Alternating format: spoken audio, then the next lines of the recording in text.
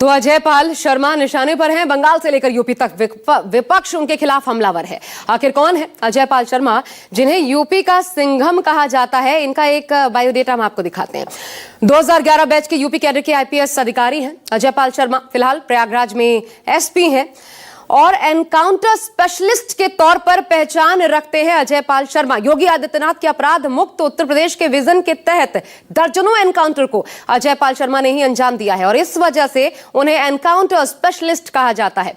लेकिन इस दौरान उन पर कई फर्जी मुठभेड़ के भी आरोप लगे और इसे लेकर वो विपक्ष के निशाने पर भी तब भी रहे।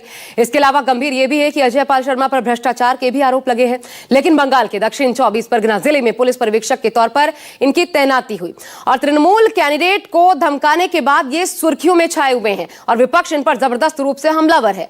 इन हमलों के बीच अजय पाल शर्मा को लेकर कई सवाल खड़े हुए हैं।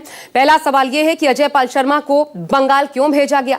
एक यूपी कैडर के पुलिस अधिकारी को बंगाल में, वो भी चुनाव के वक्त, उनको क्यों भेजा गया? तो दरअसल चुनाव आयोग संविधान के अनुच्छेद 324 के तहत स्वतंत्र और निष्पक्ष चुनाव सुनिश्चित करने के लिए किसी भी राज्य के किसी भी पुलिस अधिकारी को चुनाव पर्यवेक्षक के रूप में किसी भी चुनावी क्षेत्र में तैनात करने का अधिकार रखता है। लेकिन शर्मा पर आरोप है उन्होंने टीएमसी कैंडिडेट को गांवों में घुसकर धमकाया, उसके परिवार के लोगों को धमकाया और ऐसा करना उनके अधिकार क्षेत्र में ही नहीं आता। और अधिकार क्षेत्र में दरअसल इसलिए नहीं आता क्योंकि अजय पाल शर्मा की तैनाती पुलिस ऑब्जर्वर के तौर पर की गई है और जहांगीर खान की शिकायत पुलिस में की गई थी, जिस पर पुलिस कार्रवाई करने का अधिकार रखती है। एक्शन लेने का अधिकार अजय पाल शर्मा को नहीं था।